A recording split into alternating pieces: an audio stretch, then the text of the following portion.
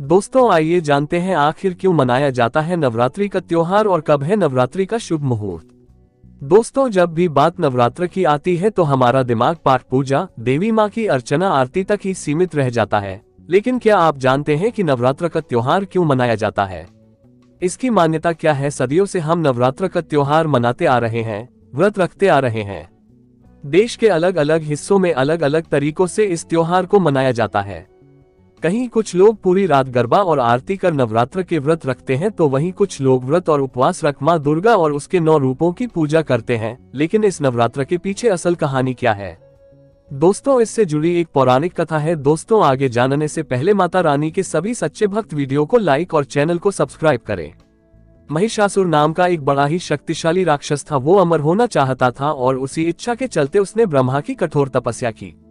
ब्रह्मा जी उसकी तपस्या से खुश हुए और उसे दर्शन देकर कहा कि उसे जो भी वर चाहिए वो मांग सकता है। महिषासुर ने अपने लिए अमर होने का वरदान मांगा।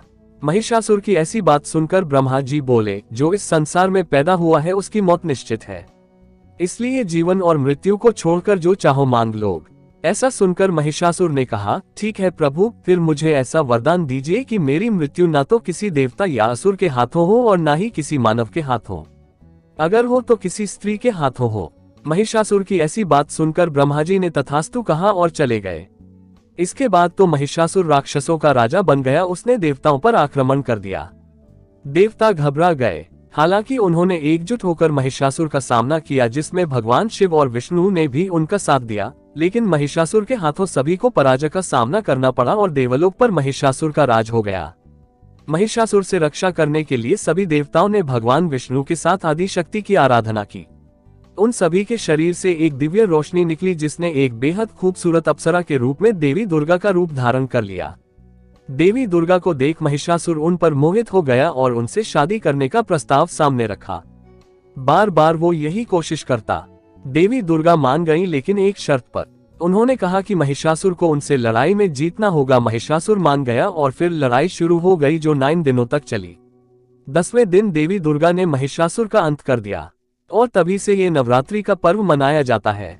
चैत्र नवरात्रि के पहले दिन मां दुर्गा का जन्म हुआ था और मां दुर्गा के कहने पर ही ब्रह्मा जी ने सृष्टि का निर्माण किया था। इसलिए चैत्र शुक्ल प्रतिपदा से हिंदू वर्ष शुरू होता है। इसके अलावा कहा जाता है भगवान विष्णु के 7वें अवतार भगवान राम का जन्म भी चैत्र नवरात्रि में ही हुआ था। इसलिए धार्मिक दृष्टि से भी चैत्र नवरात्र का बहुत महत्व है। नवरात्रि के पहले दिन घट स्थापना की जाती है। मान्यता है कि नवरात्रि में माता का पाठ करने से देवी भगवती की खास कृपा होती है।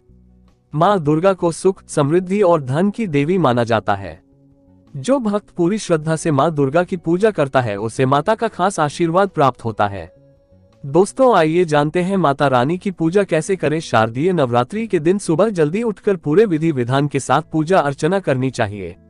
नवरात्रि के पहले दिन व्रत का प्रण लिया जाता है। बहुत से भक्त नवरात्रि पर 9 दिन व्रत रखते हैं। इस दिन कलश में जल भरकर पूजा स्थल पर रखा जाता है। कलश के मुख पर कालावा बांधें और फिर ऊपर आम और अशोक के पत्ते रखकर नारियल रख दें। इसके बाद धूप व दीप जलाकर मां दुर्गा की आरती व पूजा करें। पूरे भारत में नवरात्रि का त्योहार बेहद खास माना जाता है। नवरात्रि के 9 दिनों में माता के 9 रूपों की पूजा की जाती है। इस बार शारदीय नवरात्रि की शुरुआत 15 अक्टूबर से होने जा रही है और समापन 24 अक्टूबर को होगा। हिंदू पंचांग के अनुसार अश्विन माह के शुक्ल पक्ष की प्रतिपदा तिथि से शुरू होती है। हिंदू धर्म में नवरात्रि के पर्व को बहुत महत्वपूर्ण माना गया है। हिंदू धर्म में साल में 4 बार नवरात्रि पड़ती है। 2 नवरात्रि प्रत्यक्ष होती है और 2 नवरात्रि गुप्त होती है।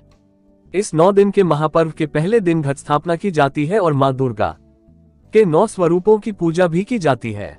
नवरात्रि के 9 दिनों में व्रत भी रखा जाता है। पूरे नियमों के साथ मां दुर्गा की आराधना की जाती है।